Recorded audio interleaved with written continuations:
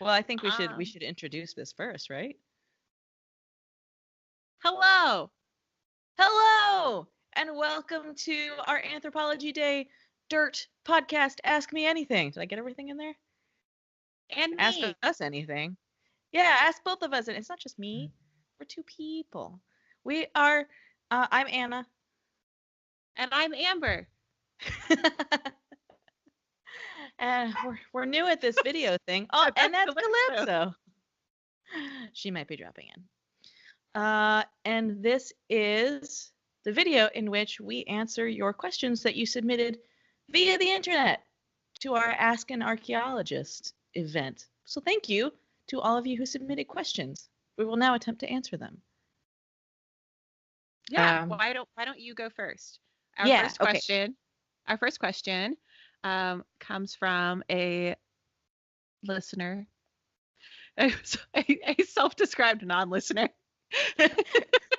But hello anyway. Yeah, And you gave us a handle, not your yeah, name. So which is fine too. Desi saxophonist.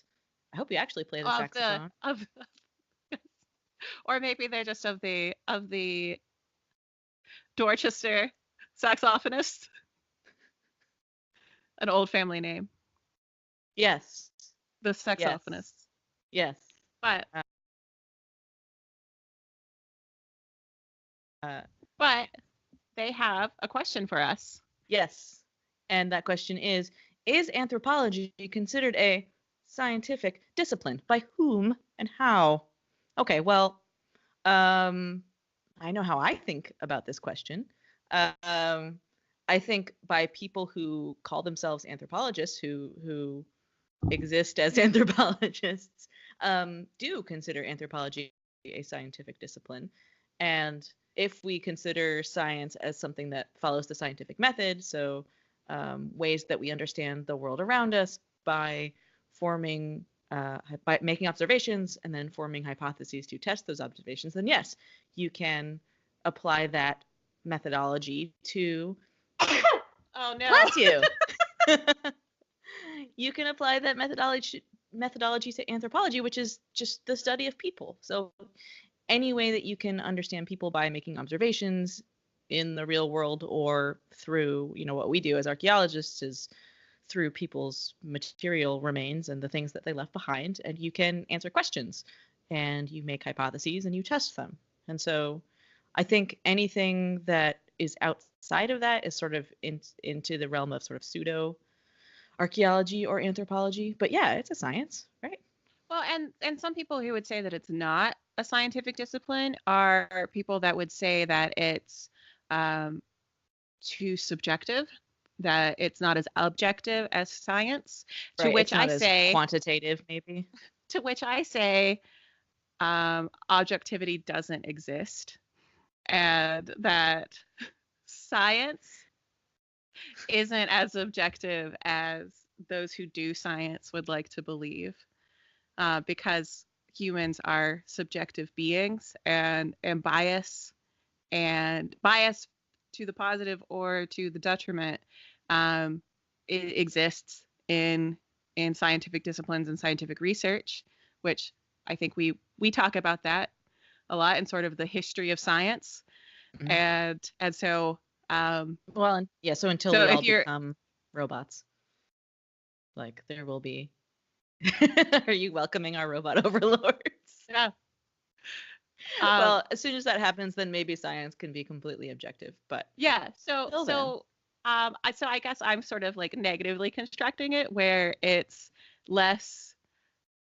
So anthropology is just as subjective as conventional science, hmm and you're saying that it's just as like rigorous and like observation and data driven well, as the two things science.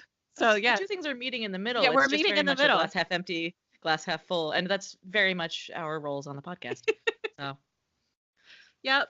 way to be on brand. Um, yeah, okay. Next we have a question from Madeline. Hi, Maddie. Um, what is the deal with the boats found by the Oh, I'm pyramids? sorry. I think this question's from Jerry. No. What is the deal with the boats found by the pyramids? The whole deal. Date, construction, wood, purpose, popular mythos, etc. That is a way to pack a lot into one question. Yeah, yeah. And Good so job. it sent me on a bit of an adventure today. So, hey Anna, Hey, did you know that there were boats found near the pyramids? it's so dry there. How'd they Because get I there? sure did it. I Um, think that was one of those things that like I read one time when I was like 8. And well, so like deep in there maybe I knew. apparently I've I don't seen know. them in 2 different museums. And I still didn't know. Because I was looking at there's a table on Wikipedia of the various solar boats, solar They're ships. very, very environmentally friendly. Not Not actually. not solar powered. But there's one at the Carnegie Museum of Natural History in Pittsburgh, like one of my where I like passed out from a high grade fever in the bird room. Did you have bird flu? I did then. Um, and then there's one at the Field Museum, and I was just like, "Whoa, who knew?" But they exist. Great. Tell me Um, about them. okay, so the most famous one is the Khufu ship. The Khufu ship. This is we're getting a lot of like behind the curtain here. Yeah. So Did you guys know that the podcast is actually rigorously edited for sound goofs? Can't do that here. because I But can't maybe. read. Um, Aw. so the the Khufu ship dates to around 2500 BCE. I don't know where to look. I'm looking at you, not at me. Don't look at me. Look at me. I'm looking at you. And so yeah, it dates to around 2500 BCE, along with everything else in Khufu's funerary complex. And so this is at the Giza necropolis. So this is so the Khufu ship is one of 2 ships that belong to Khufu. He had a collection, and there are a total of 5 at the Multi-ship kind of Giza guy. necropolis. Or well, So he had the Great Pyramid too. That's his. yeah, yeah, and so there was one ship that was buried there for a previous ruler, and then 1 or 2 after. But he had 2. He was so I guess he had a fleet at that point. Did he have a bumper sticker on the back that says just like my other ship Is a also ship. a ship? My other ship is ritually deposited on the southeast corner. It's a big boat, so it could have like a really long. Yeah, it is a big boat. Great segue. So it measures 43.6 meters. So that's 143 feet long, and it's 5.9 meters, which is 19 and a half feet wide. So it's real big. Trying to like, yeah. Oh, that is big. It's real big. It's like boat sized. Like it's like a full on boat, like a yacht, a very large yacht. And so it was built mostly out of planks of Lebanon cedar. So that would have been Oh, but it smelled imported. really good. I bet it did. And so here, I did further research into this because of the line from Wikipedia. I read it and then I read it again, and I'm like, I don't know what that means. So it was built largely of Lebanon cedar planking in the shell first construction technique using unpegged tenons of Christ thorn. I was there with you until planking. What? I think I understand what that means. A little bit. Yeah. So Shell first. so Ask from questions later. yeah. So the thing that really got me was unpegged tenons of Christ thorn. Well, 'Cause Christ thorn is it's a a wood. tree. Yeah. Well, no. Yeah. Fortunately, there was a link, so I followed it. I was like, "That's a tree." So yeah, a crown of thorns What's a tree. tenon? A tenon, like mortise and tenon. So it's like a join. Okay. So actually, I think it's like a way. A tenon that you can sometimes put a peg through it to make it stronger. Because these are unpegged tenons.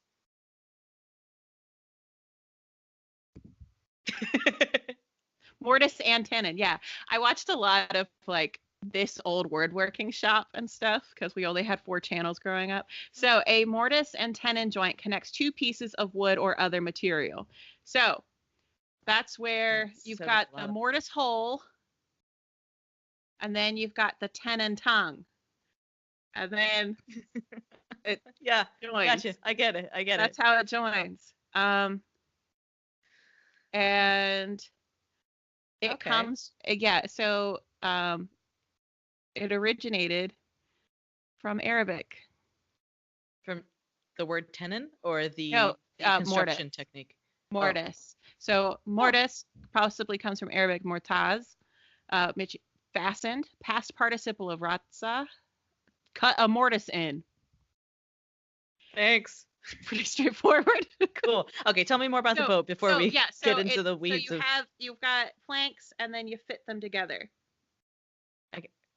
Yep. Without punching more holes into them because the water comes in. That makes sense. Christ thorn.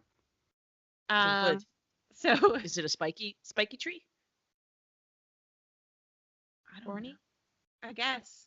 I don't know. It's not a tree podcast. This is about the boats. The boats that I just learned exist. So hang on. So it's flat on the bottom. It's got no keel. No. And it's did they get it from a no keel shelter? Stop. I hit a wall. I was getting stressed. So the planks and frames. So there's frames, and I don't know why I'm like pantomiming it because there are plenty of like you can see the actual boat itself in photos. But so everything's lashed together using halfa grass. And it was found, and everybody talks like a big game about this boat because it was like huge, and the best preserved, but it wasn't together when they found it. It was buried. It's in an IKEA flat pack. No, it was like flat packed. Yeah, it was like a flat pack of 1,224 pieces. That tracks. Which had been laid out in a logical disassembled order in the pit beside the pyramid. So in the bedrock, there was a pit dug instruction manual of just like a guy in profile being like, and then you have 2 guys. And then like a thumbs up, 1 guy and a thumbs down. Don't try to build this boat yourself.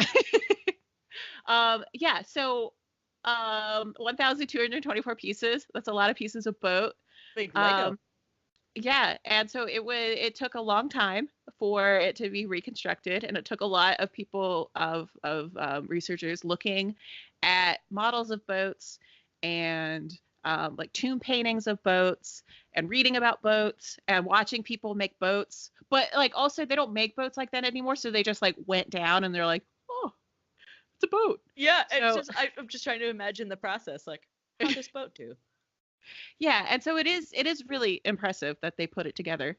And it looks great. Looks like a boat. I can barely put together a bookshelf. Great job. Yeah. And so now it lives in its own museum there at Giza. So you can go visit it and be like, it's a big boat. And so it's what is known as one of the Egyptian solar boats. And this isn't solar powered. Yeah. Yeah. And so this is not I think this is the biggest one, but this isn't the oldest one. And this wasn't the first one they found. It just is big. And they're like, whoa. And so there's a cat stage left. And so the earliest of these boats that I could find comes from Abydos and dates to the 2nd dynasty. So that's around 2700 BCE. So they had been doing boats for a bit. Now these are specifically the solar boats. So elsewhere, this one was also disassembled, or was it fully a boat? According to the table, some were disintegrated. Some I think were like that were smaller had been just like put in a boat pit. And so I That don't boat in a boat think hole. that. What? The boat holes where the boats go. Okay. No. So I'll tell you about like what these boats do in a second. But before I get to these very special solar boats, because this is part of the deal that Maddie wanted. So as for real It's a boats, whole package.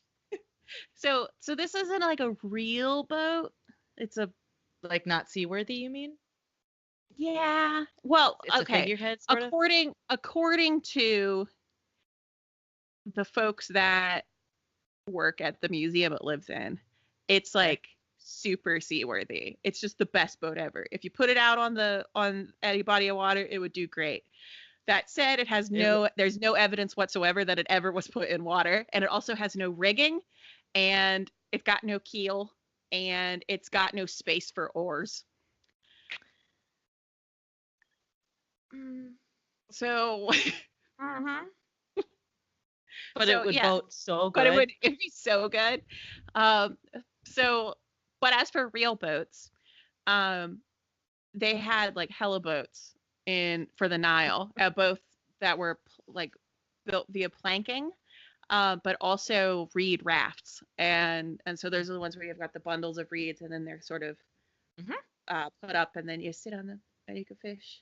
And there's lots of illustrations of those, and there's evidence of those, and there's descriptions of how they're made.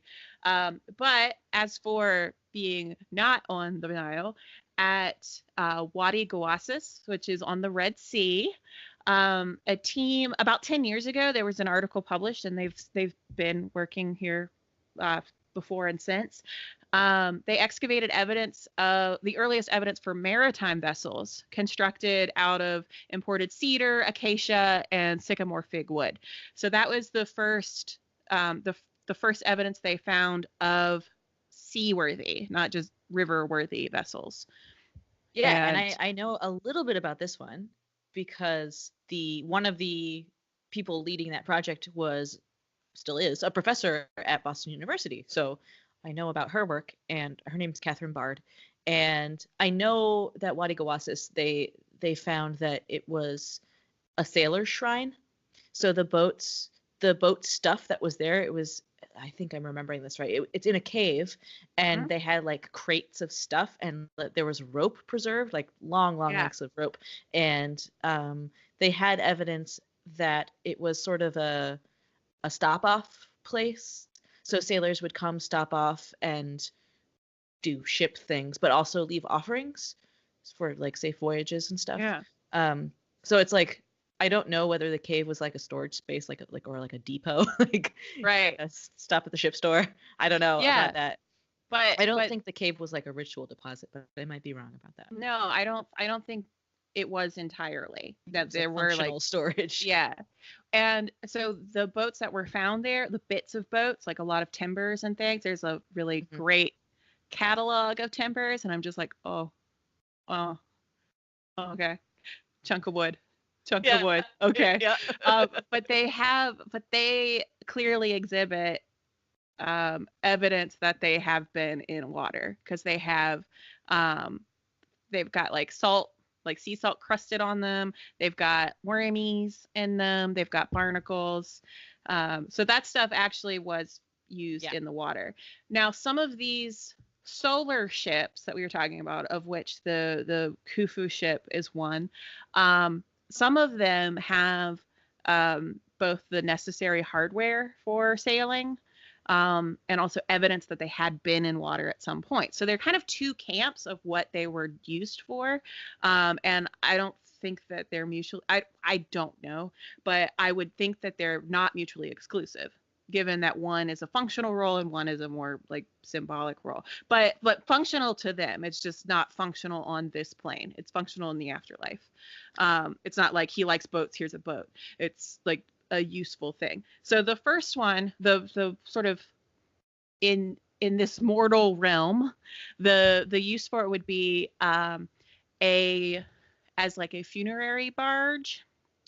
So it's a one-trip boat. Like, Yeah, yeah, or like it or would it's like a be. retired boat. So if you remember from a million years ago when we learned about the like religious procession, the ritual processions from like Karnak and Luxor, that there were deities that would make trips and they would visit different places. So it could be something that was a funeral procession that was on the river. So it's sort of like a hearse, like a river hearse. Oh, I was going to translate into that into Greek, but I lost it. I was like, it's not a hippopotamus. It's a hippopotamus. Isn't it a pump? A psychopomp? No, it's a pompopotamus. Oh man, I think yeah. It would be a pompopotamus. But no, Which but is no, it's also not just like that. a really full of himself hippo. Uh,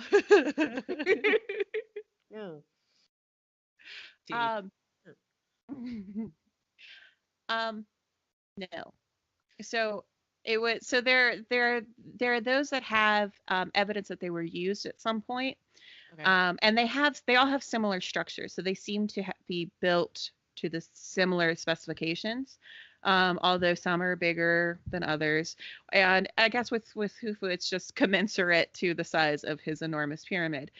And so he seems like he was maybe a little extra, and Compensatory.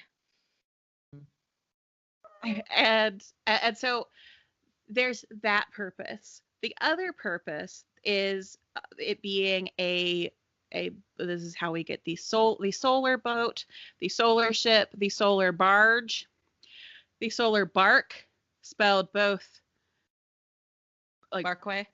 bark, and also like barqua. Yeah, but I've seen it spelled BARK. Solar So yap yap. solar yap. And so like I had this moment where I'm like, wait, is barge same bark? Like the English barge, is this like a Marquess?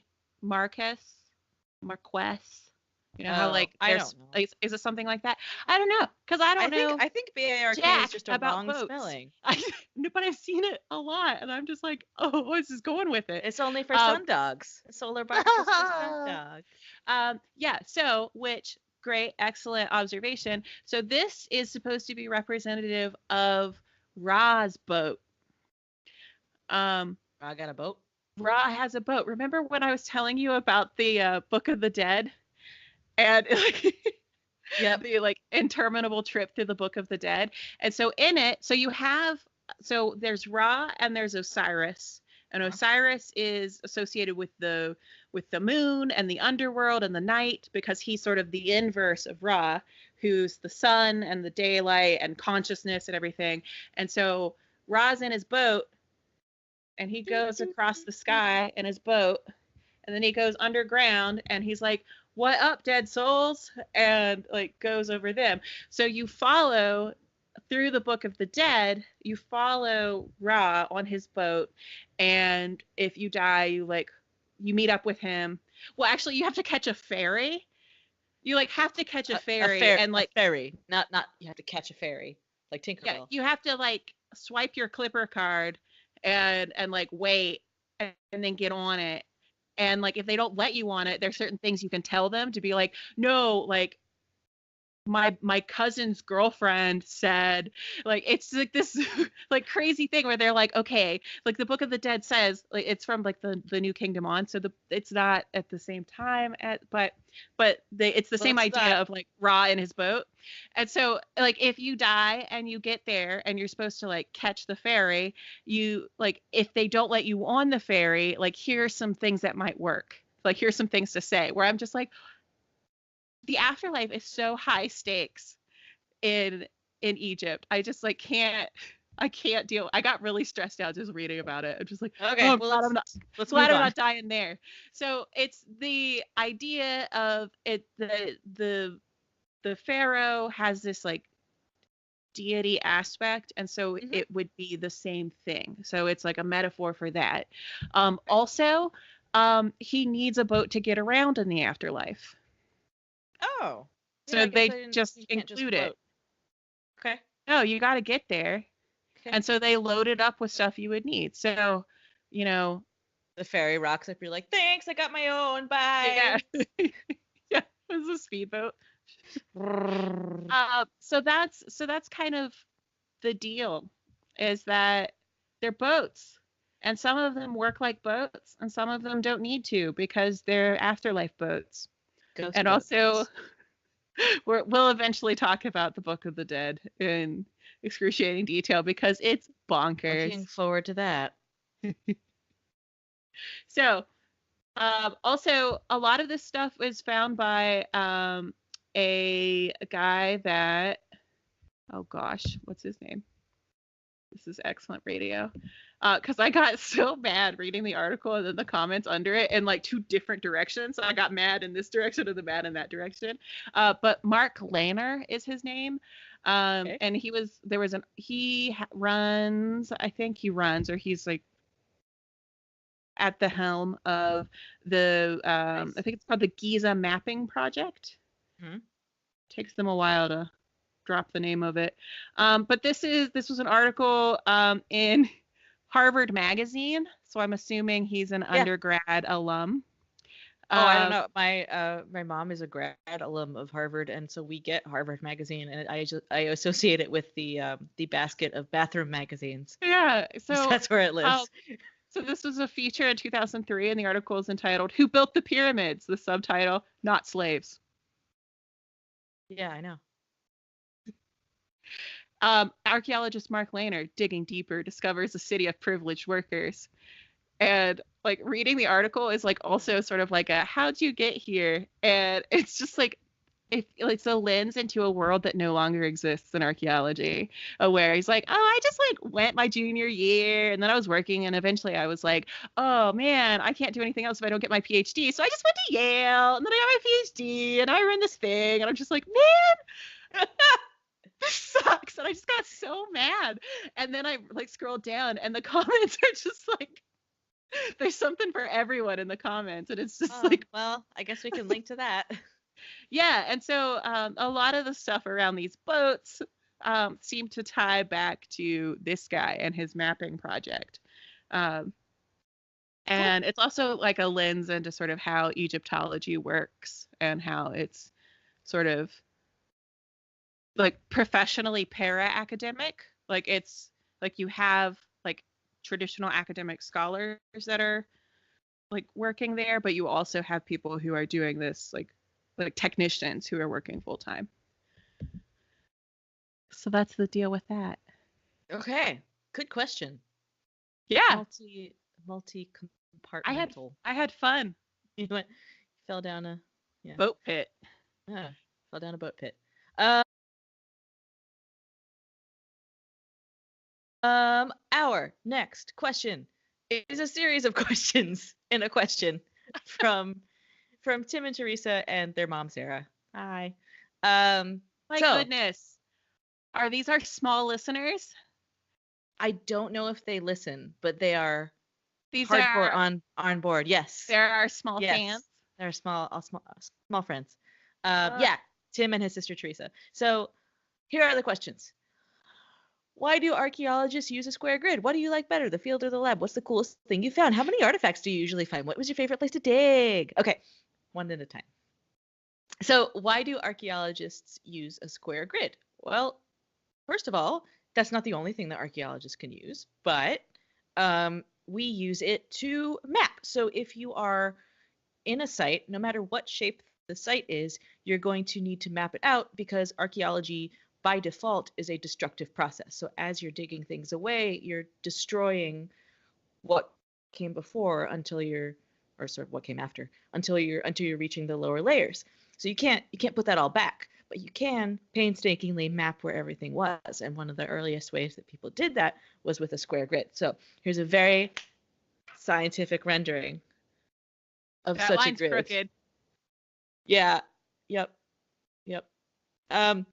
But so let's say that you find something here and and you know that it's in square B3 because you can go, well, this is column B and this is row 3. I think I got those backwards. Yep.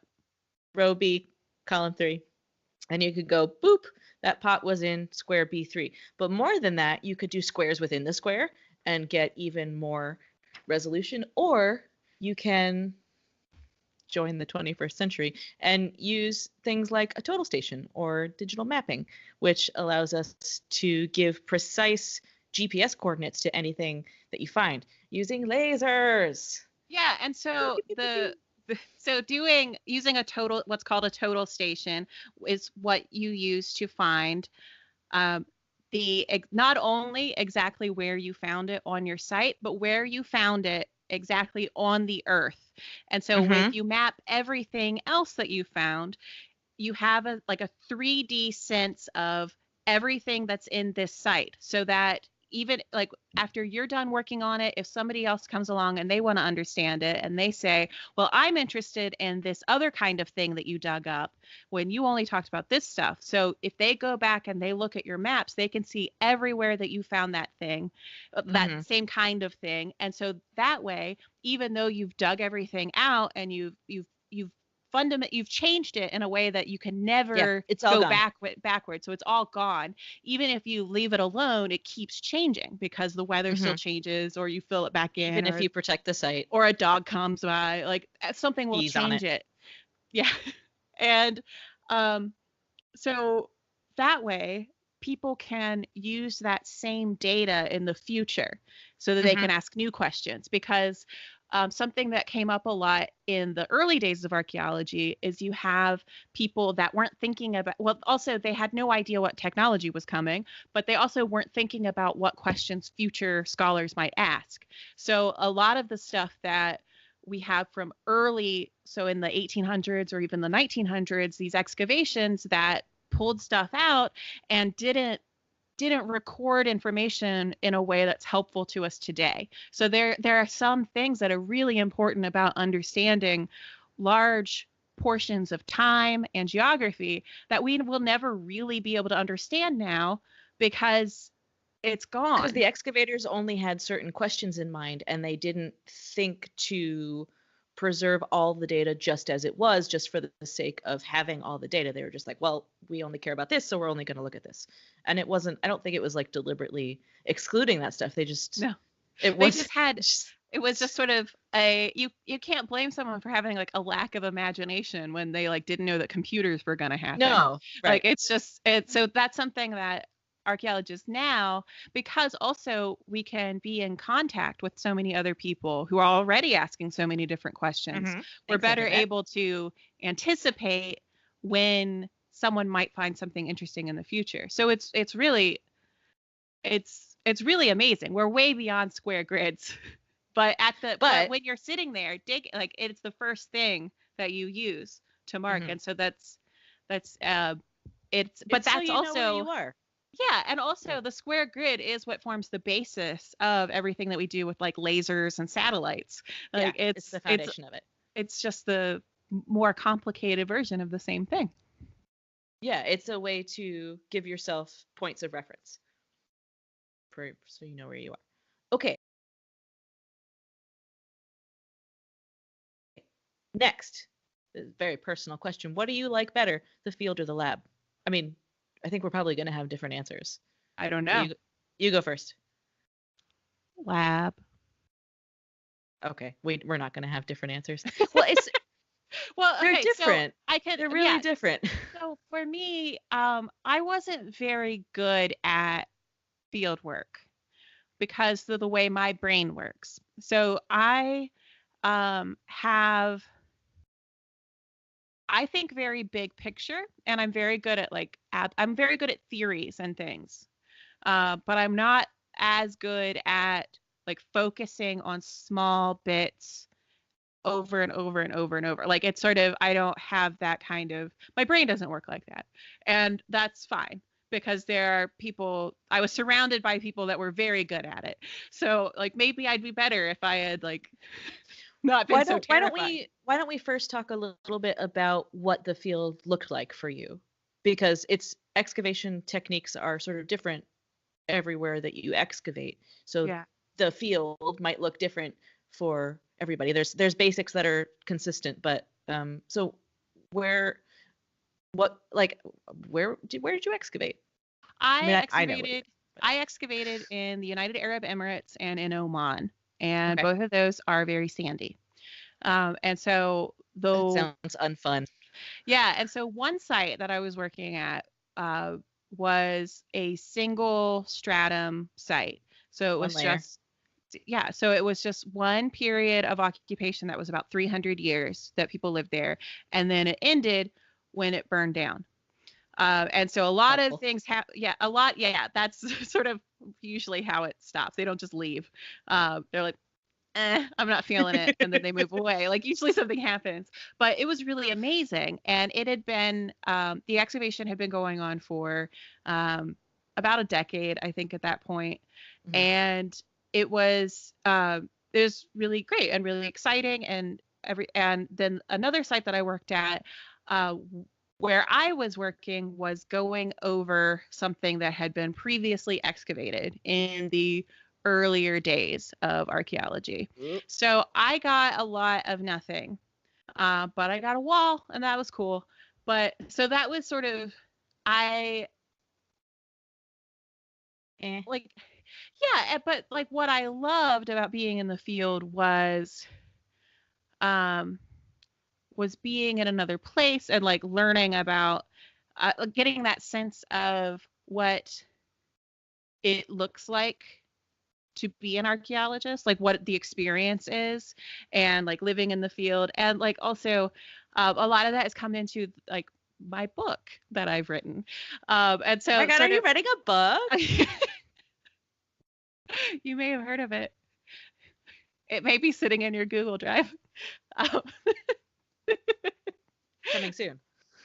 And so it was very educational, and it was very exciting, but I wasn't good at it.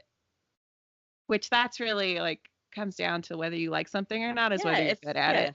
Like, that's, and so I was much better at being in the lab, and also so the bigger picture comes into play. Yeah, and so when you're looking at, like, I worked with ceramics, and I like things that give you a sense of the bigger picture and what things mean, and sort of what's implied by things, and what can be built out of things that we understand.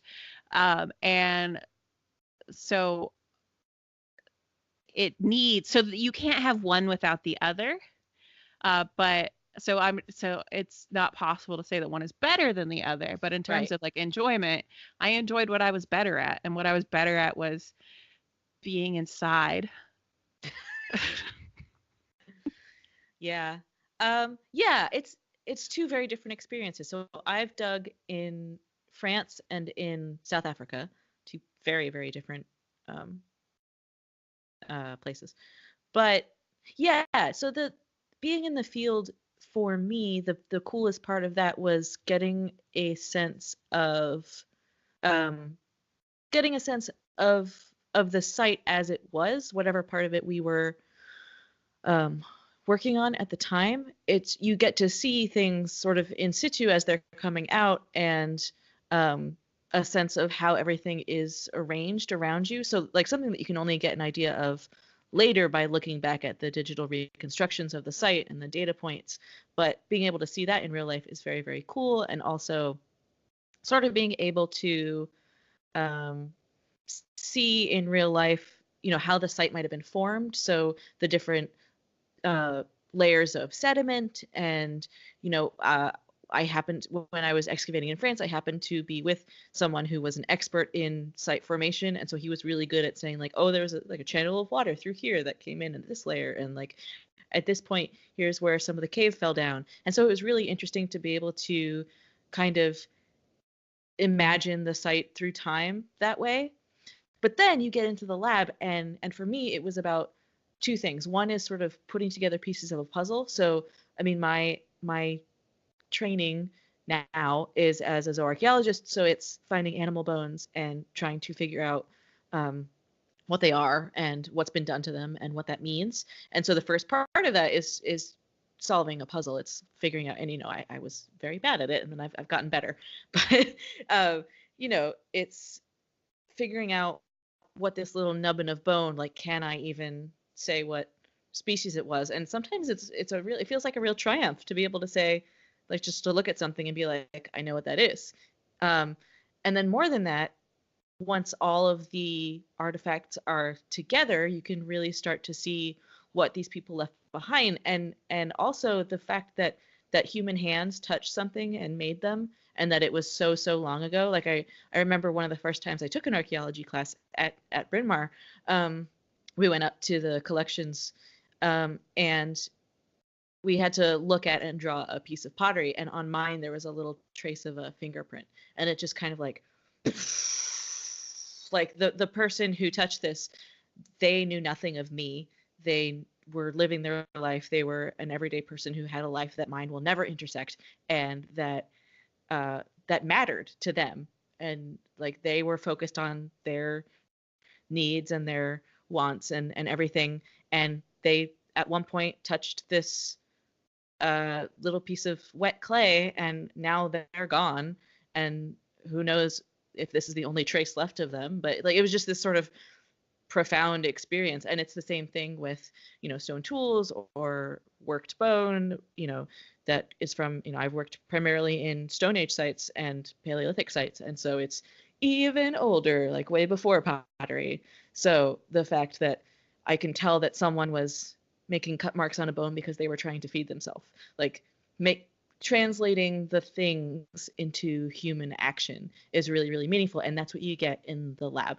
And I think that's where a lot of the discoveries are really made, is in the lab, because you're piecing that puzzle together. And that's what's the most fun for me. So, yeah. Oh, speaking of finds, what's the coolest thing you found? A wall. Did you find yourself? You have to read my book. Hey. It's fiction. It's fiction. Now I think the coolest thing I think I've found wasn't something that I found like while excavating. I mentioned this on the episode that we did on hoaxes when I was talking about Oded Galan and his the Oshawa cave of treasures. And when I was in Jerusalem, and I got to go to the Israeli Antiquities Authority warehouse. And so I was there helping a professor who was imagining the warehouse from Indiana Jones with the boxes. Was it that? It was kind of like that, but like better lit. But it's just sort of like, I don't know, it was sort of like how IKEA is. Oh. And like how it's like bays, cool. Like where you have like this huge space. Yeah. I don't know. IKEA is amazing. I didn't grow up with IKEA. I didn't either, but it's okay. So we can talk about this later. You have these like large bays, and you have general sections, and everybody who goes there knows where they're going, and also there are people there to be like, no, help, you can't go there.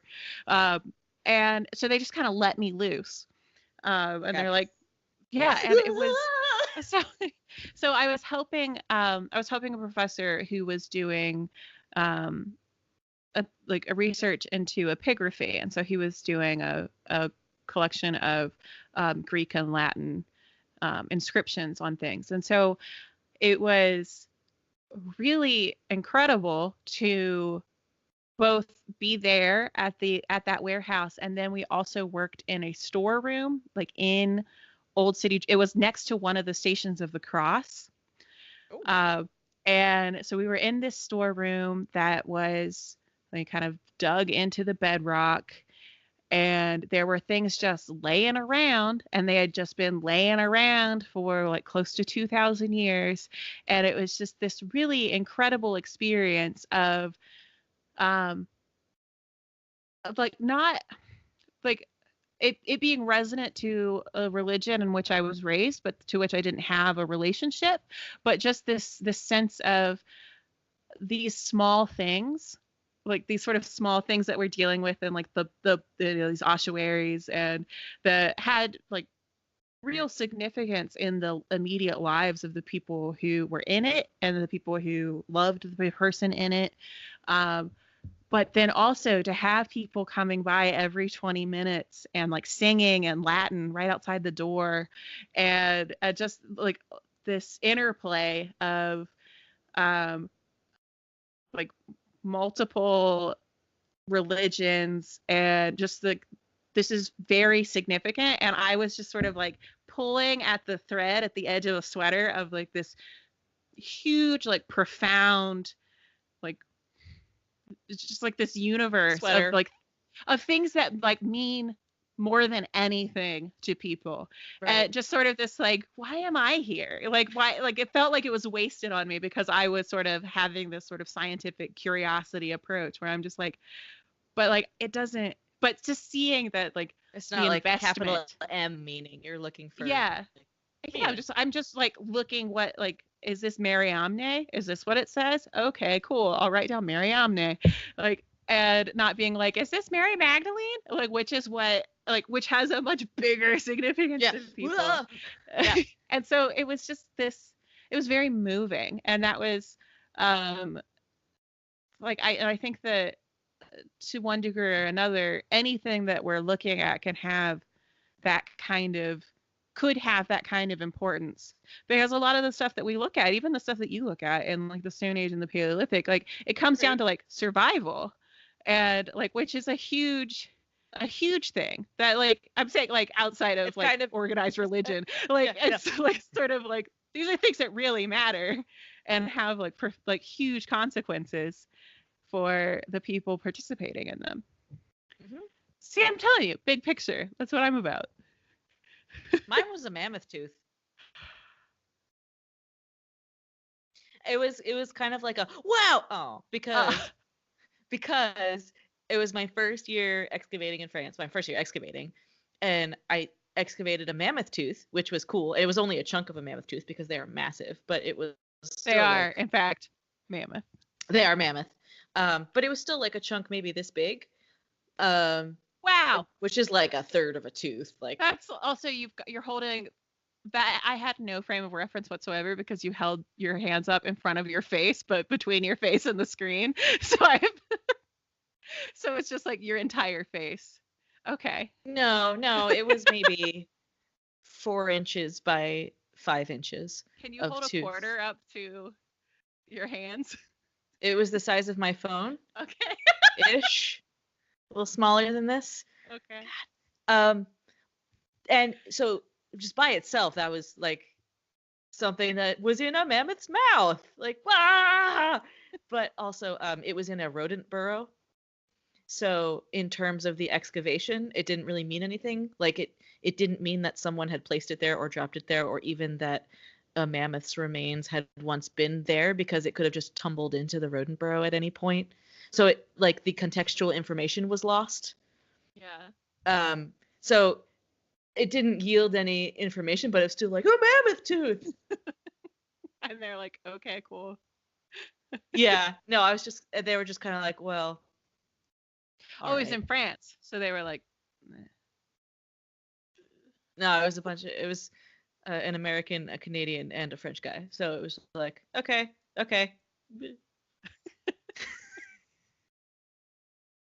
Yeah, mammoth tooth.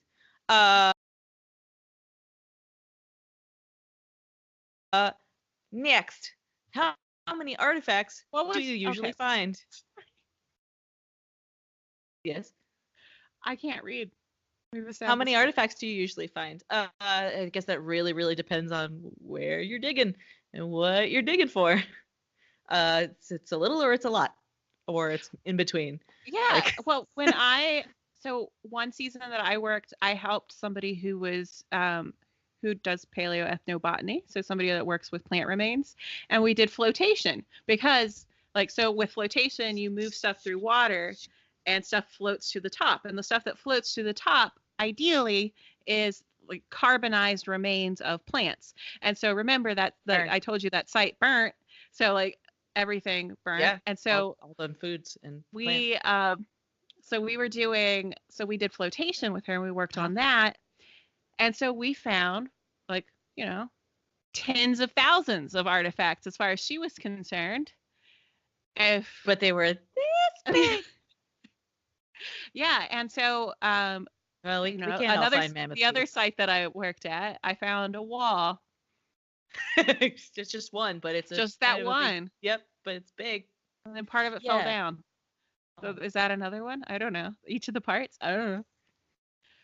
3, so it's sort of 4. But yeah, so it's sort of like when you have to think about artifacts as something beyond like something shiny or something, or a tool, or like parts of a house. Like, yeah, it's really anything having to do with people doing things. Yeah. So the stuff that Anna works with is bones, like animal bones. So these are bits of bones. So this could be like, looks like a sack of wood chips. So yeah, because both from how they're processed, but also they've decayed. It's been a long time. And so is it stuff where people are eating around the fire and then they throw the bones back in, or is it something where they buried an animal, or is it just an animal that died? Like, you just like bones, they just show up, and parts of bones. And like also when you talk about like working with, like when we were talking about hominids, like there are little bits of them. And so you could have like each bone bit can count as one artifact. I don't really like thinking of people as artifacts. No, I mean that's more like fossil. Yeah, but that's sort of like it depends. And then also there are this is getting into some like archaeology 101 stuff. There are like features. So there are things that you record and that give you a lot of data that aren't necessarily something that you can like scoop up and put in a bag.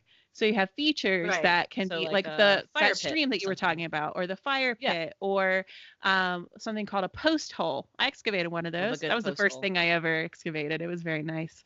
And so a post hole is weird to excavate a hole. It's like the absence of. I'm excavating the absence of. I totally had like an existential crisis while excavating it. Of course. Don't worry. And so actually, we just celebrated the 11th anniversary of my post hole. Oh, Mazel. I got a Facebook memory. Oh. And so that's a post hole is when, if you're building a tent or other structure, the wood goes in, and then that's what it says on the tin. After it burns down or rots or anything, it's just the hole that's. So the space that the wood took up, that the post took up, it looks different than the soil around it. And so you're not really excavating like wood. You're not excavating burnt wood necessarily. You're just kind of excavating different colored, because sort of like wood colored dirt, and around it is dirt colored dirt. And so there's a lot of like different colors of dirt. Yeah. Sediment. I'm plugging us. I know. The dirt. Did you know we had a podcast, everyone?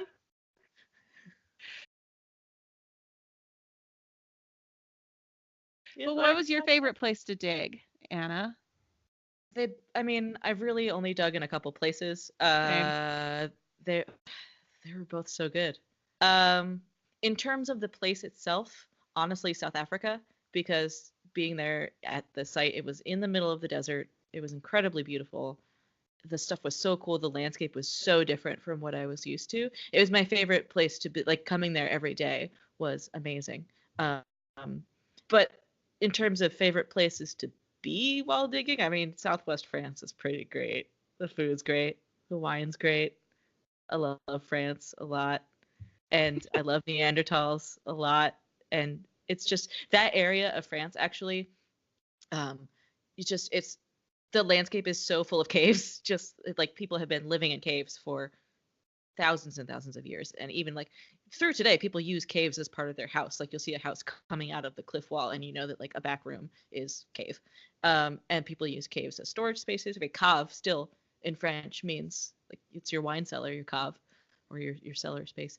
But there were, when we drove to the site every day, the thing, because I had a phase, an ongoing phase from about age 7 onward, where I was obsessed with the Middle Ages. And in France, in this part of France,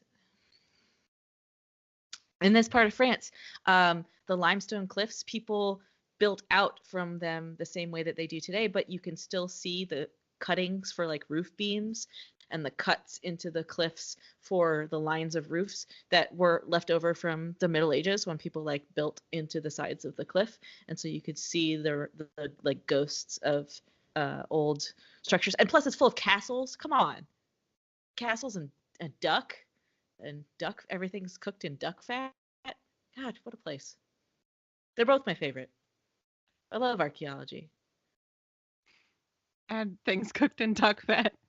Those are both true. True facts. I hope we did good on those answers. Yeah.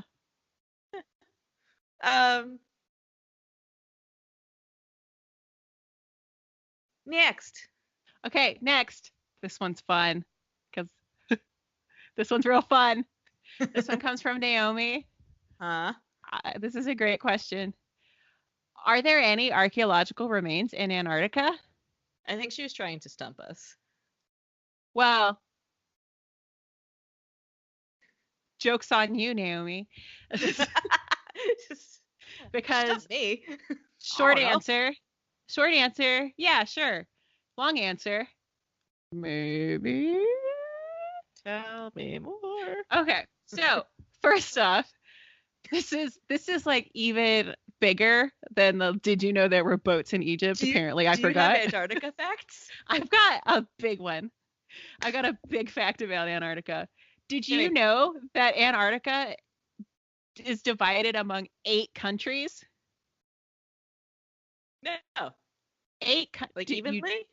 No, not evenly at all. And there's one part that's not claimed yet.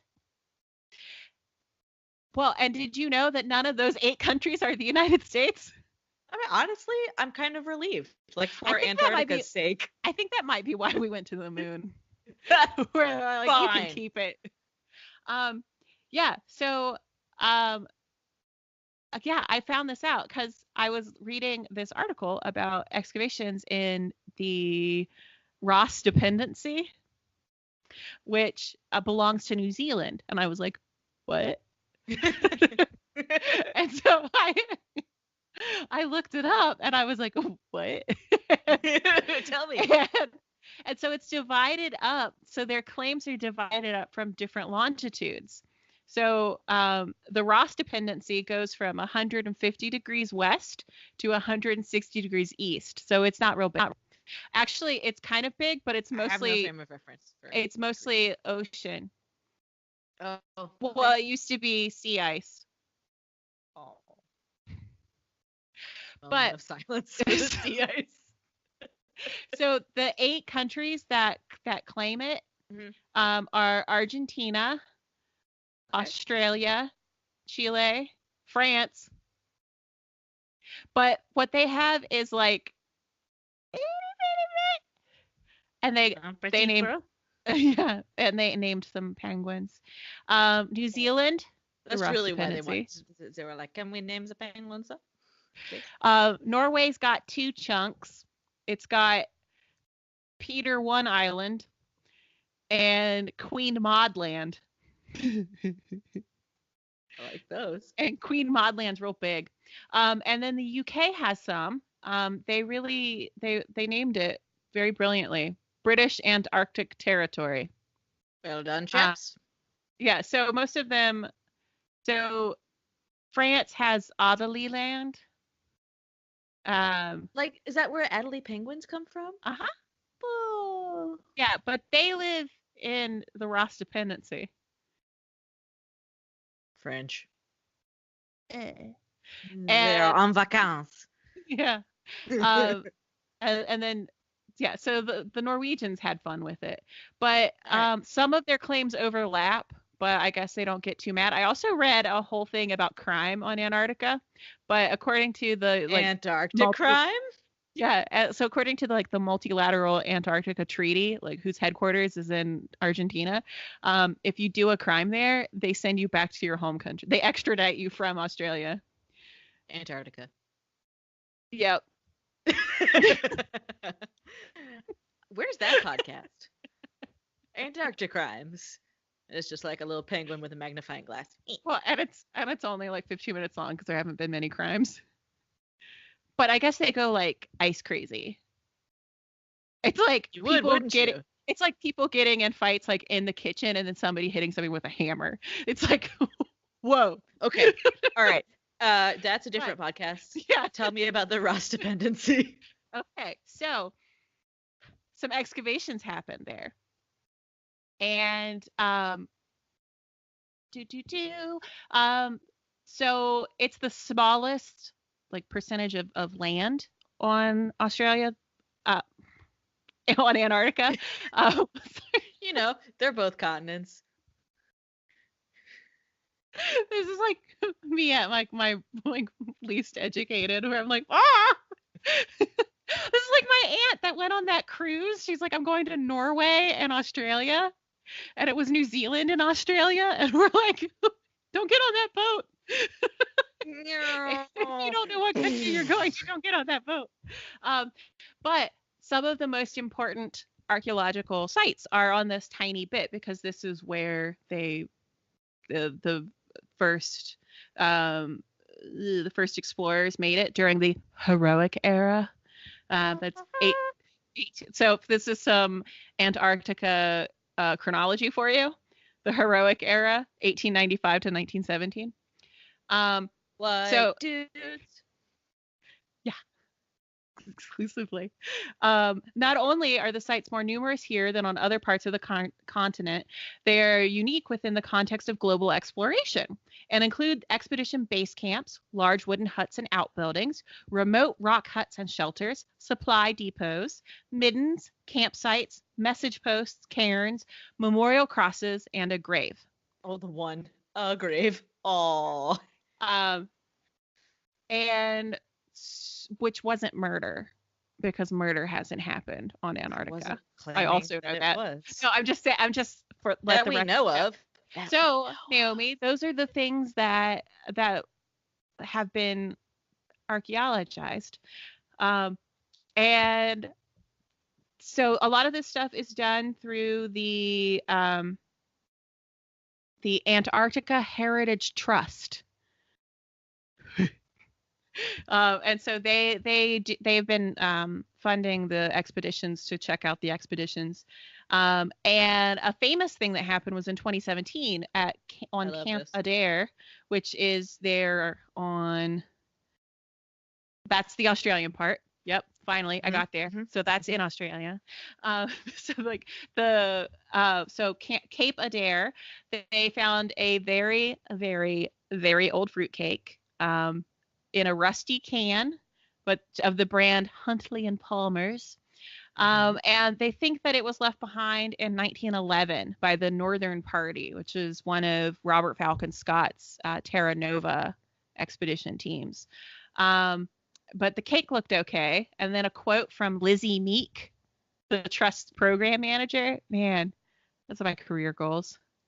It felt and looked like a new fruitcake. It was only if you got quite close to it that you could smell that slightly off smell of butter that's gone wrong. I have a question. Has anyone truly seen a new fruitcake?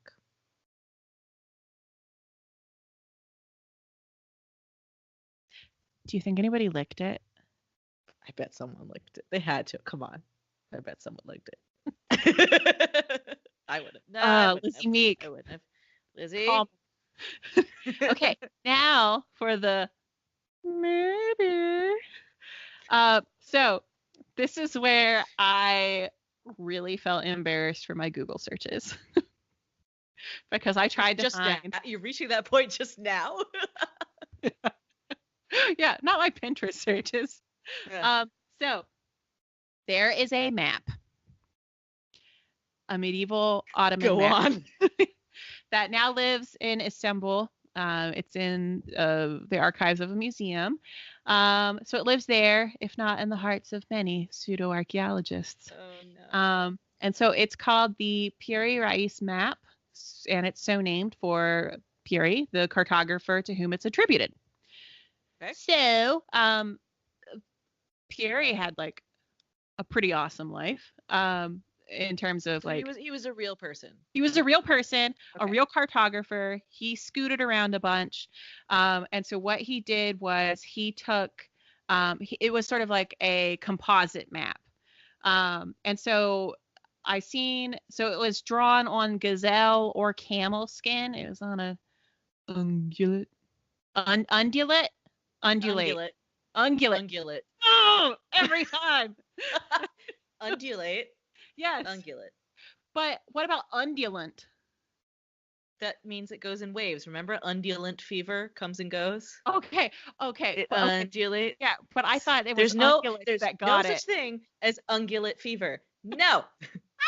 No. We'll get it someday. My leg's asleep. Hold on. Okay. So it was drawn on ungulate skin.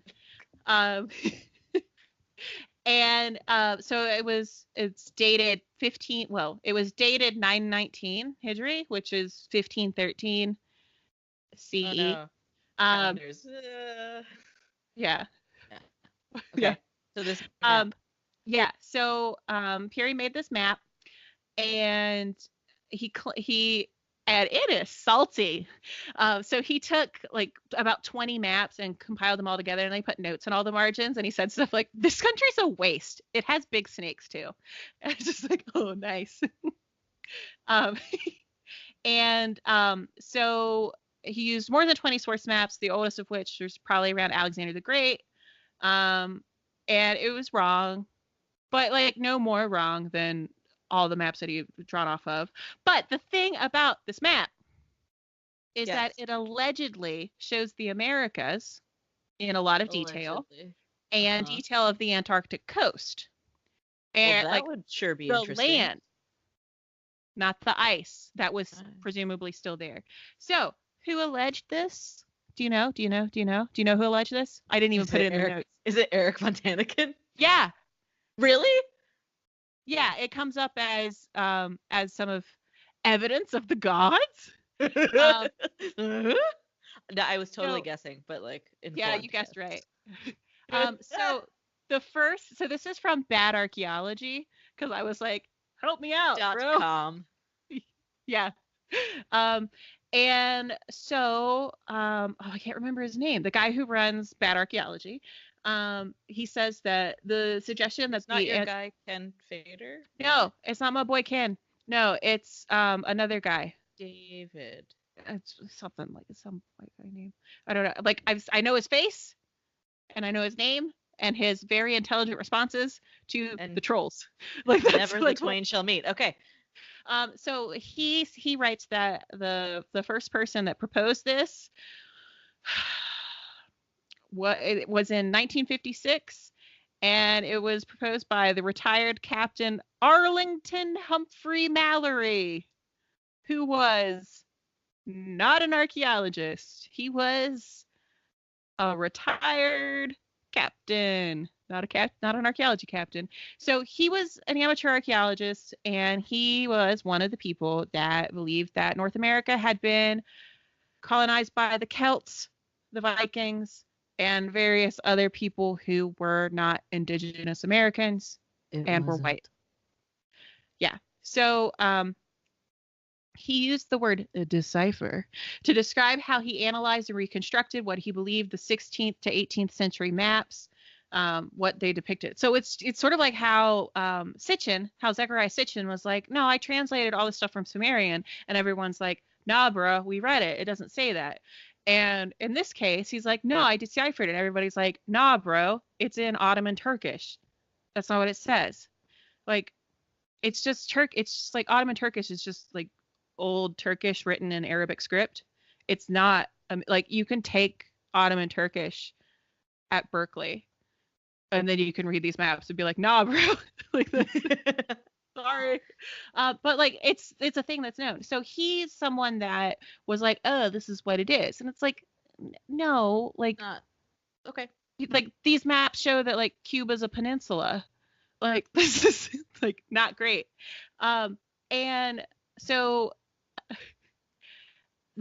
everybody who cites this, they're wrong, and it's used as evidence for Atlantis, that it's Atlantis, and that, or there's like climate change, because it was warmer then, and then they went there and they're like, it's Lemuria, and so, and then the other thing that I found in my Google searching, this is something that Snopes got in on to be like, oh, good. And so good job, in 2016, some folks discovered some pyramids on Google Earth in the Robinson Range or something. What is it called? Oh, the goodness. Chilean part of Antarctica. Yeah. Yeah, in the Chilean. They found some hills, is what they did. No, it was mountains, and then so there were mountains and there's snow on, and then there's shadows. So, you know how there was, and so the shadow made it look way more pointy, pyramidal. But it is shaped like this, and then people are like, that.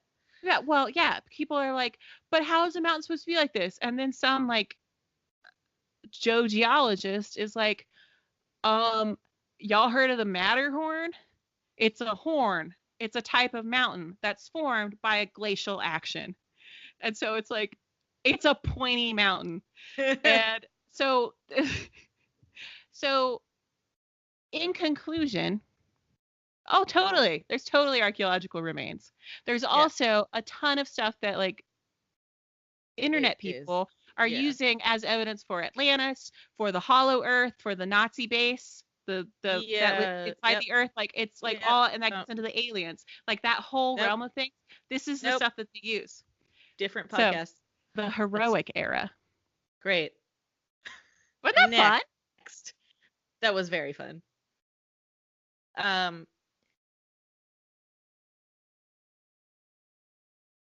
Next question is from Ella.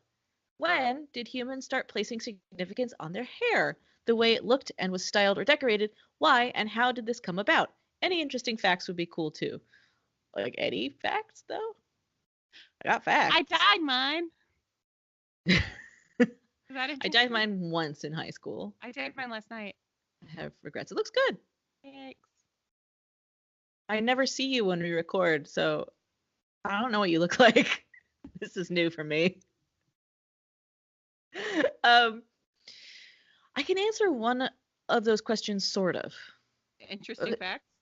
No, well, so here's the thing. I can give you the earliest thing that I could find that has some indication of a person doing something to their hair, maybe. So there are two Venus figurines. So they're the little ivory figurines that are associated with modern humans, but from a long time ago. So around anywhere from like 18,000 years ago, as early as 30,000 years ago, and then also later. But there are two particular ones. One is the Venus of Willendorf, found in Willendorf, and then the Venus of Brassenpui. Not Venus. No, not from Venus. So these are figures of very curvaceous ladies. Well, one of them is. The other one's just a head. The Venus of Brassenpui is just a head. But they both have stylized hair in a way that suggests that something has been done to the hair, or it's suggesting curls. But the Venus of Brassenpui it almost looks like kind of like a wig / hairnet, because it's got like straight bangs across the face and then hair down, but it's incised in like a grid pattern. So it might be that it's showing like ringlets or something, or maybe it's showing like locks, because there are still groups in in Kenya, for example, who use ochre powder and clay in their hair to like kind of clay it up into what people will call dreadlocks, but that's not a particularly sensitive term. So So I it's use the word locks. So it's like a twist of hair that they then coat okay. in clay. And I'm not sure if it's for ceremonial reasons or it's like it protects the hair in some way Yeah. or it's just sort of a traditional thing. Um, so I don't know when this started because this is the earliest evidence that we have for a depiction of somebody's hair. So the Venus of Willendorf is the earlier one, and it's around 30,000 BCE, which is quite old. And her hair, it's short, and um, it looks like the texture of like a koosh ball. It's got like little nubbins. It's like short and like it's like either very tight curls or just like little bumps. We'll have to link to pictures. We'll have show notes for this, and we'll put pictures up. But so those are two very very different depictions of hair, and it's really hard to tell whether it's a depiction of a style or just that's how that person's hair looked to the artist. Or so we know. I mean, after that, we know some things like we know what Egyptian hair looked like. You know, if you want to skip forward a few thousand years, we know what Egyptian hair looked like because of the tomb paintings and because we know that they wore wigs and we have some of the wig materials, and also because we have mummified Egyptians with their hair. There were some Egyptians who had red hair, like you. Like me. Um, yeah, so I mean, it's a really good question, and we don't really know what it would mean to place significance on your hair because you could do things to your hair that are functional. You could do things to your hair that are signaling in some way. So you could have adornments like bone or shell or something brightly colored in your hair. Or you could do something to your hair like twist it into locks to deal with it because you like that's how you keep it relatively clean and out of the way. Yeah. And Um, then also you can put things on it to protect the hair itself or protect your scalp, yeah, or to deal with, because like for a lot bugs of get up human in there. history, we had fleas, Yeah. and Berkeley is partially responsible for like the reemergence of human fleas. Should we say allegedly? Yeah, allegedly. Yeah, don't let like Big Flea sue us. Um, I'm concerned with Berkeley. no, not the Like, school. Not the school, like oh, the community. oh, sorry. No, not UC Berkeley, but no, there were some like community organizations that I was part of where uh, some like real like old guard Berkeley types, like old hippies, Yeah, I got and it. they were like, sir. Fleen. Okay. But yeah, think about like that sort of Yeah. stuff that you would also like. Just living Sometimes with it. people get smelly. We get smelly. Some We get of smelly us more than sometimes, others. and so that's how like that's another way to deal with it. But they're all yeah. But I really like this question. I'm sure somebody thinks about this. I'm sure someone. Yeah, We'll do more research. that's gonna be a later topic because I also am really interested in this. Yeah. And like especially for me specifically, it's like the hygiene issue. Hmm. Like I would just I mean I do cut it all off all the time. But like I don't know. It seems like if you constantly well, I guess it would keep you warm too, so maybe you wouldn't want to get rid of it. I'm looking at this from a very privileged perspective of I live indoors and wear clothing, so but you'd want hair, I guess. Anyway, it's a really good question, and it's going to be an episode sometime. Yeah.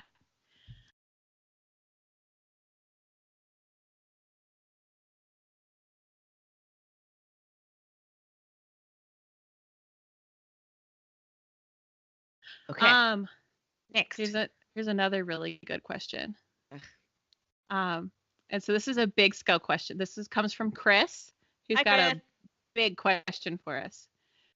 One of the biggest. One of the biggest, yeah. So Chris asks, anthropologists. The first part of my question is more of a comment from Chris. Anthropologists and archaeologists often study things that are very old or very remote. So what makes these disciplines relevant and useful to people today? Why do we need them? And so they feel needed. yeah, so I thought a lot about this today. Well, I think about this a lot, but specifically today, did I write down the things I was thinking? And so there are lots of examples of sort of more recent or contemporary work that goes to that it's kind of easy to make that connection for how it's relevant because it has like an immediate impact on communities or neighborhoods and some of that stuff comes up in the AAA series we did. I'm thinking specifically of Alicia Wen and Rachel Caesar. We talked to both of them, and they work with contemporary communities and living communities and like sort of business communities, sort of like professional entities.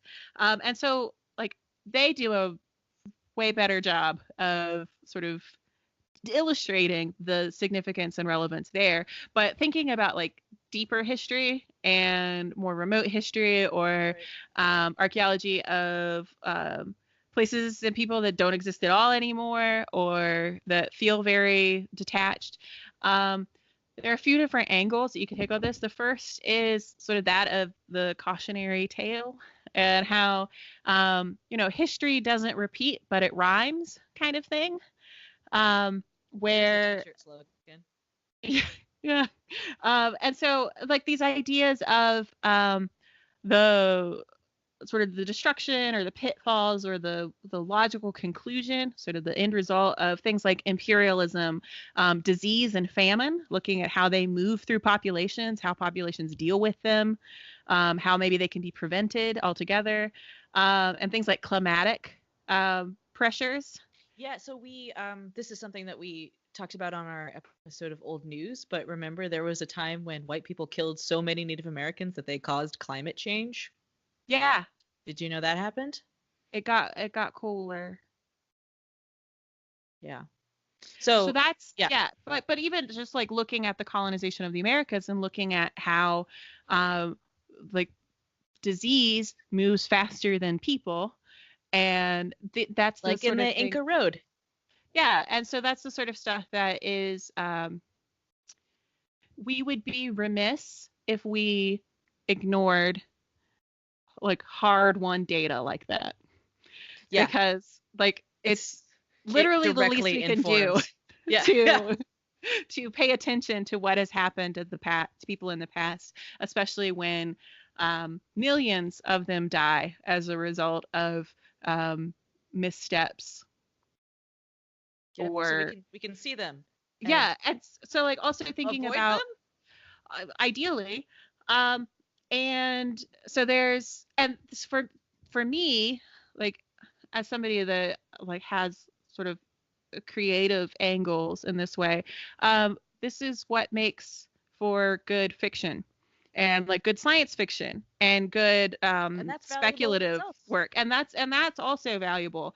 And if you think about like archaeology is a really great place that people look for writing things about like sort of alien invasions and sort of things like looking at these sort of speculative approaches of like how humans respond to things. We can look at case studies of humans responding to things, and a lot of the things that we've responded to as a species have been terrifying and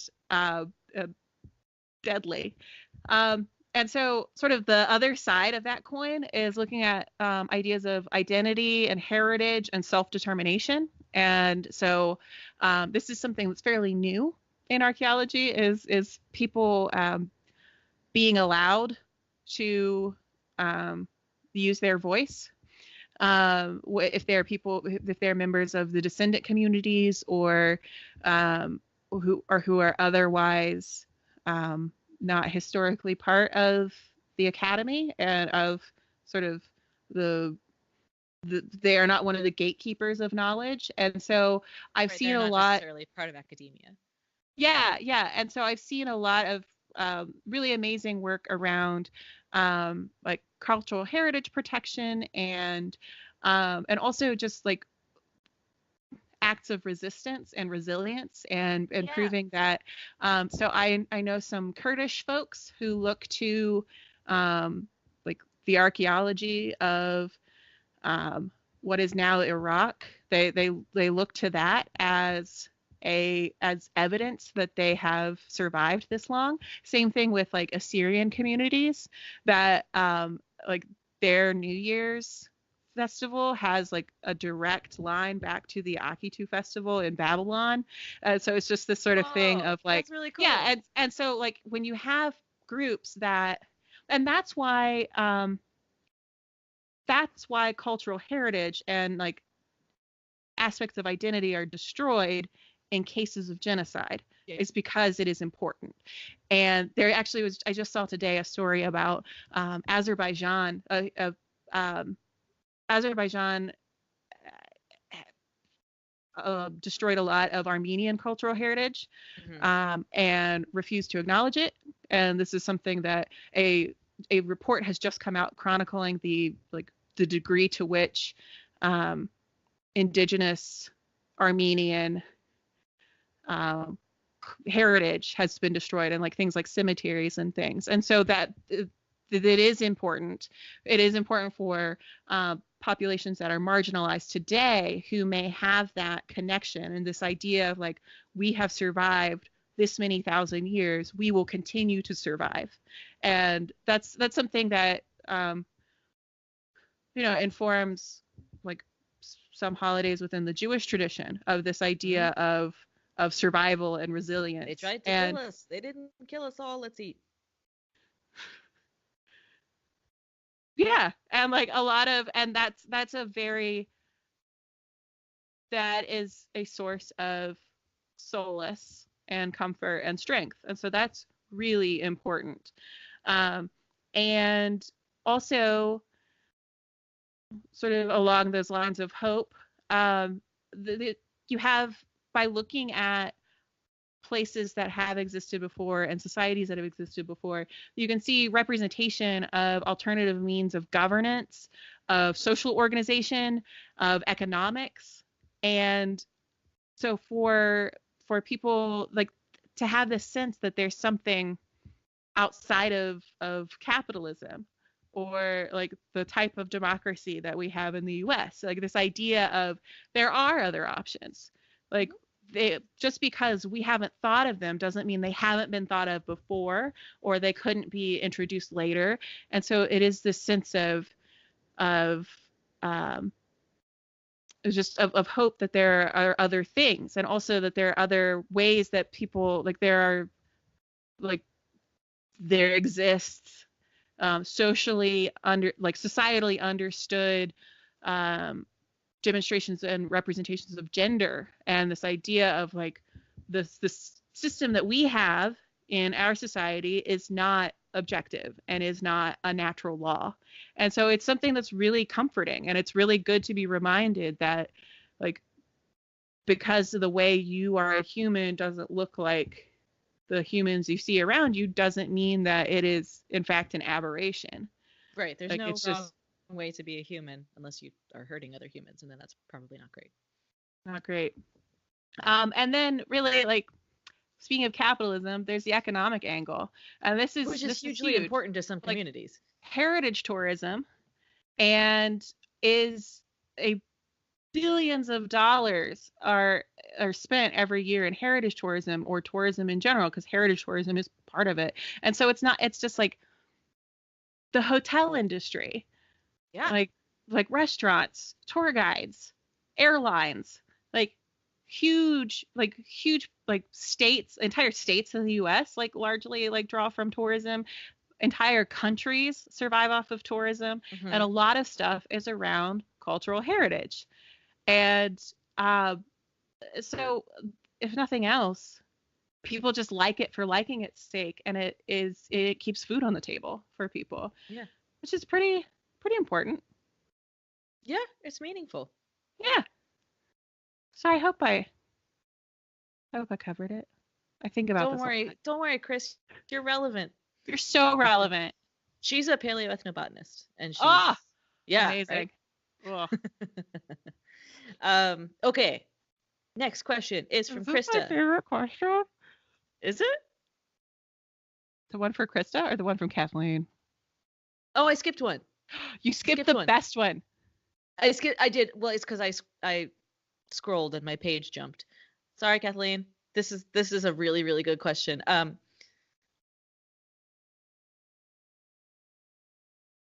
Kathleen says, "Will Neanderthals be good at yoga?" Well, I did some reaching out. And if you listen to Beyond I did some reaching beyond my toesies. And if you listened to our episode on the Piltdown Man, it was an episode of Deep Cuts.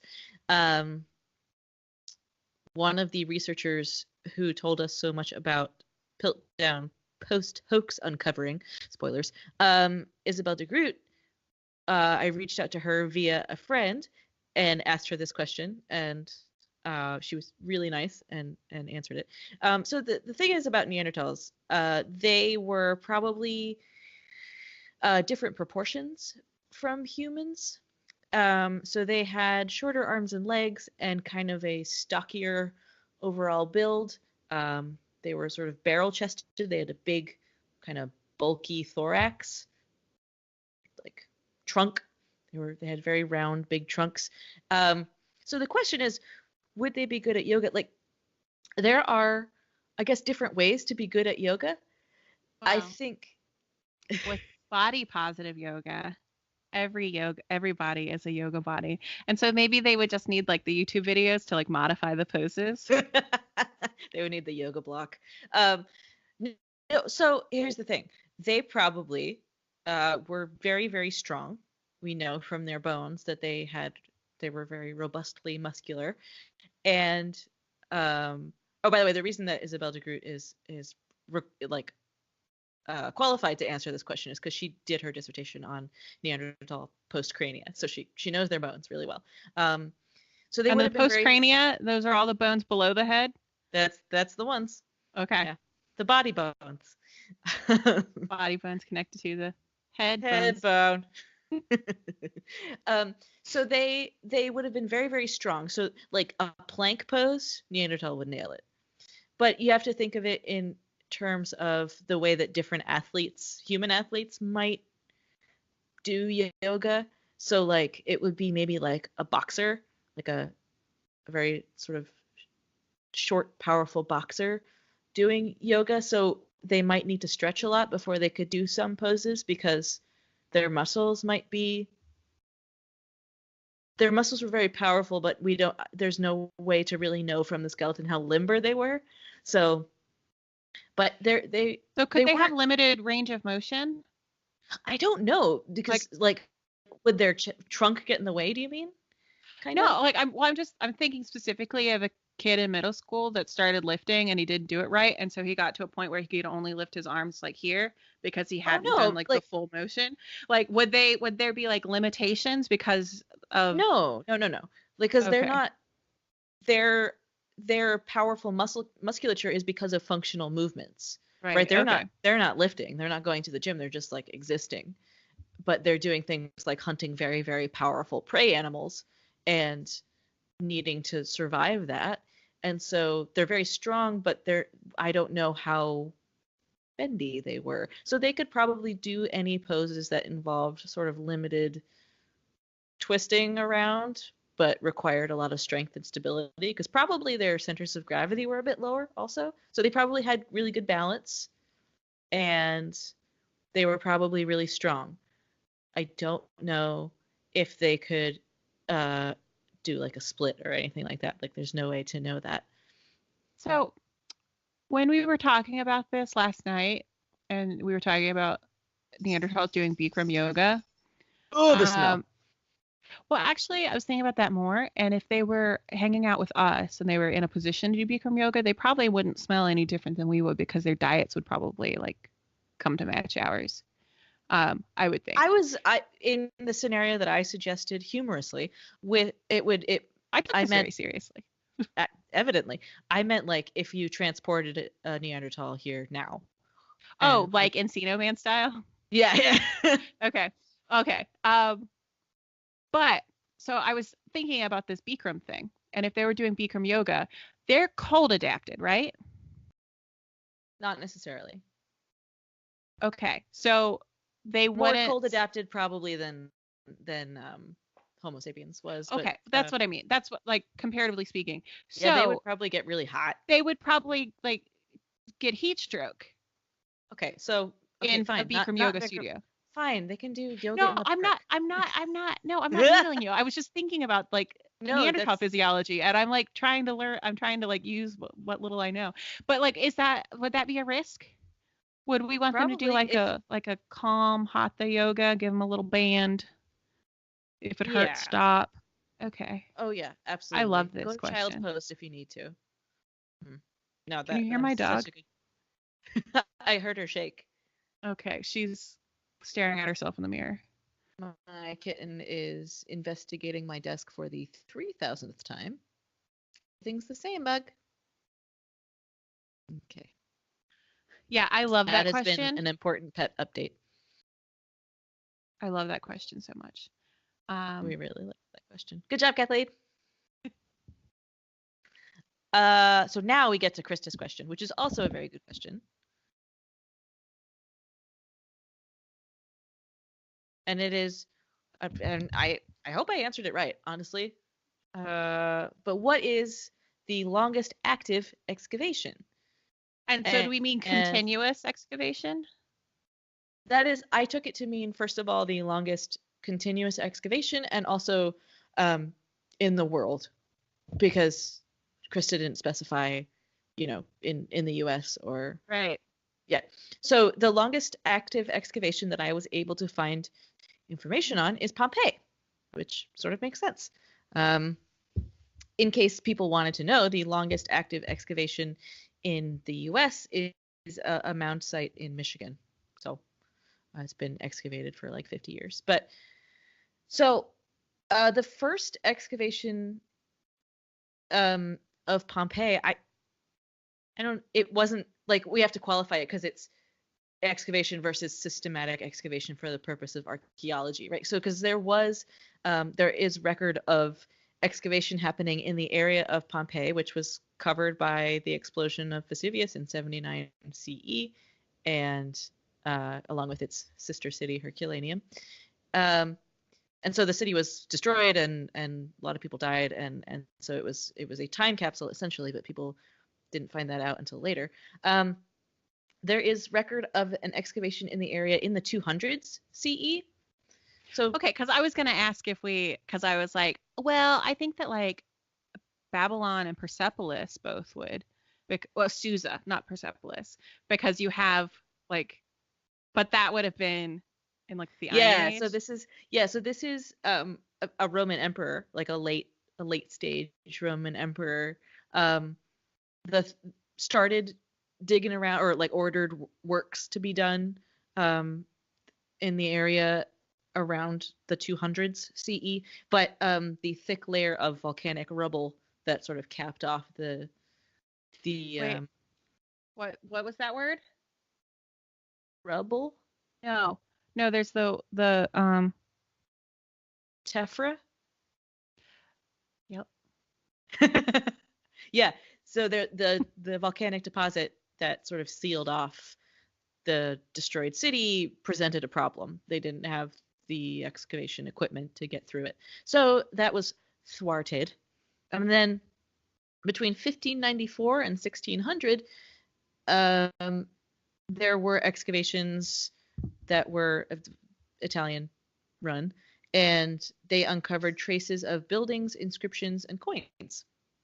So they didn't really get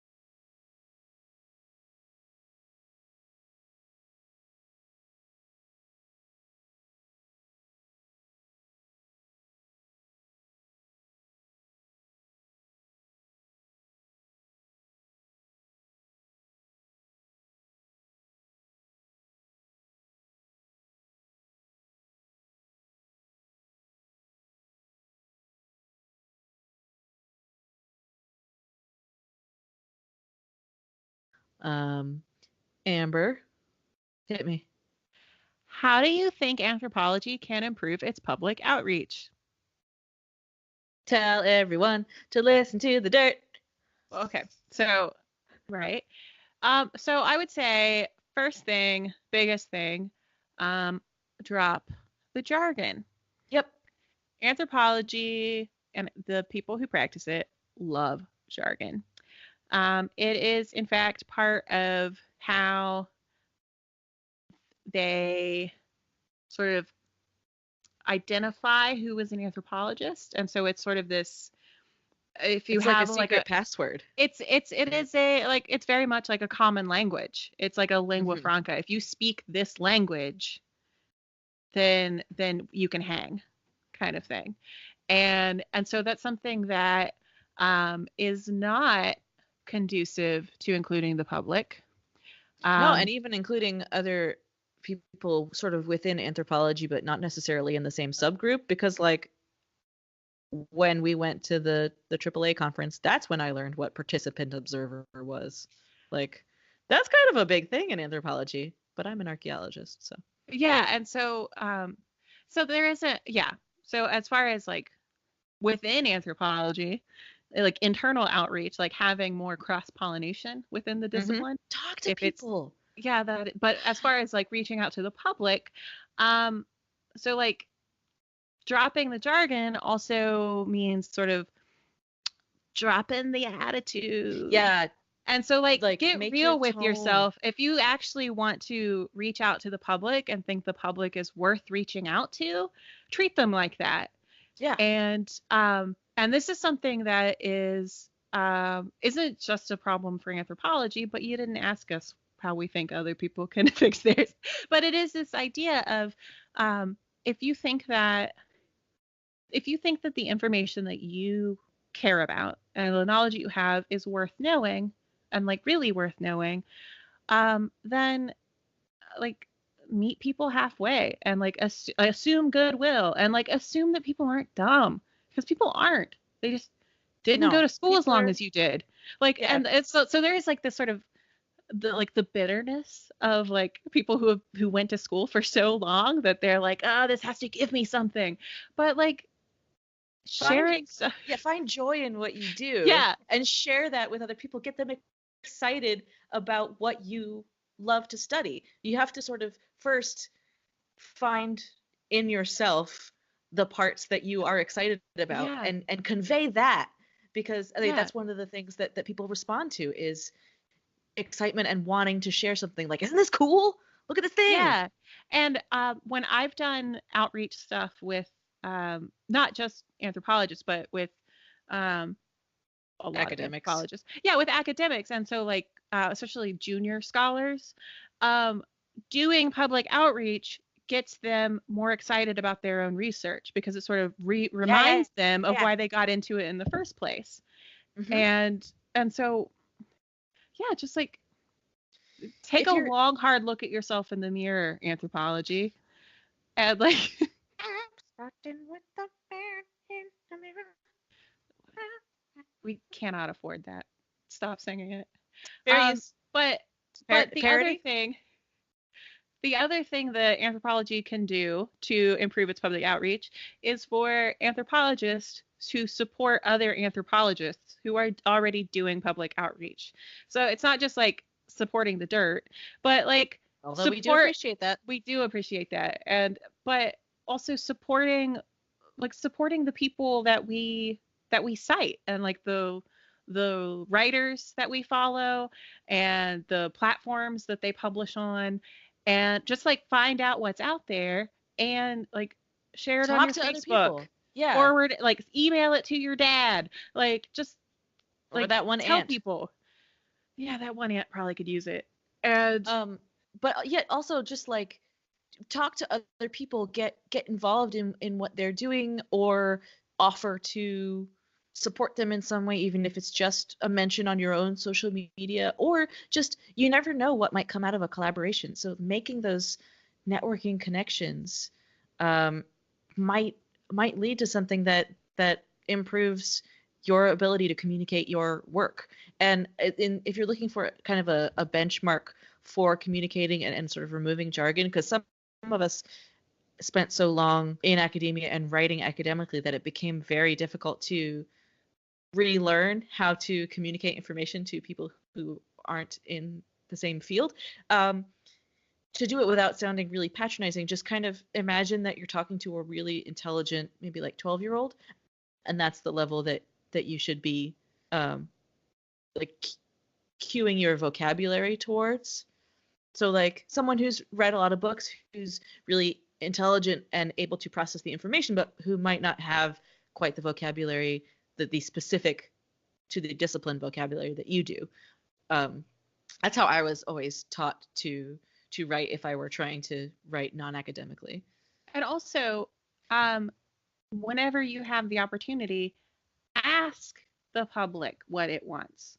So if you have a conversation with someone, or if you do an event, or if you're trying something out, or you're writing something, ask, like, check in, like, during it or after, and be like, did that make sense? Like, is this, am I, like, talking, am I speaking another language here? Like, help me out, help me help you. And just, like, having like enough humility and, like, enough, like, sort of commitment to like what you're trying to say, and like just to prove that, like, I want you to understand this, and like I like value like your like your knowledge and your time enough that I want to make sure that this is fun, that this is right. good, Like I good value for you too. I value what I can give you, but I also value you and your attention to me. Yeah. And so asking for feedback and being open to feedback and being open to like critique, and just like understanding that it's a different audience, and that's fine. Like, and it's not an audience that's different. like out to get you or anything. It's not, it doesn't have to be a combative relationship. Like, learn this stuff. No, it's too hard. Like, we can figure it out. Yeah. Yeah. Cool. Good job. But yeah. Last one. We got one last question that I'm glad you're taking, because I read it. I just got angry. No. Okay, you wouldn't if you knew Basil. No, I know. I'm not mad at Basil. You're mad at this. Okay, well, you can tell me what you're mad about when I actually get to this question. This is a question from my high school friend Basil. And his question is actually a quote from Hamlet.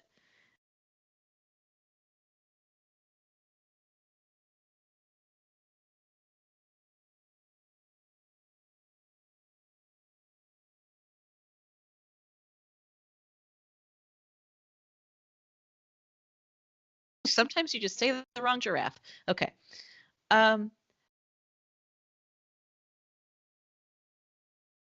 How long will a man lie in the earth ere he rot? Which is actually a legit forensic anthropology question. How long would it take a body to decompose if it's a person lying in the ground? Anthropology. So I saw this question and I was like,